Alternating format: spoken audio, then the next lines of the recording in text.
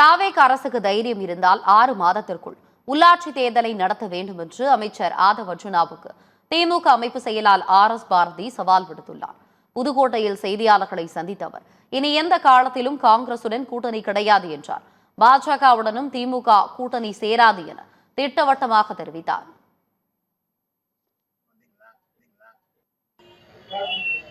எத்தனை கட்சி மாறினார் அங்க எத்தனை நாள் தாக்கு பிடிப்பாருன்றது ஒருத்தரும் தான் பாரு. இந்த அல்பைக்கு வாழ் வந்தா அர்த்தராத்திரிகளை கொடை பிடிக்கிற கதை. லாட்டரி சீட்ல அரசியல்ல பணம் சேர்த்து பணம் எப்படி வந்ததுன்னு தெரியாது.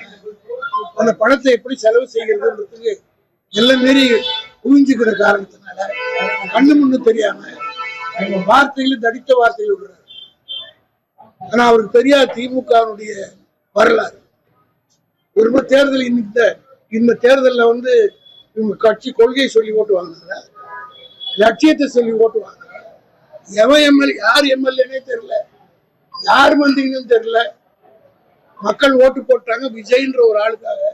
திமுக வரலாறு தெரியுமா? நீங்க நேற்றுக்கு சவால் ஒரு உள்ளாட்சி தேர்தலில் ஒரு சீட்டு ஜனவரியில் ஒரு மேயராக நீங்க வந்தீங்கன்னா நான் ஒரு பக்கம் சேர்த்து அண்ணாமலை சவாலை ஏற்க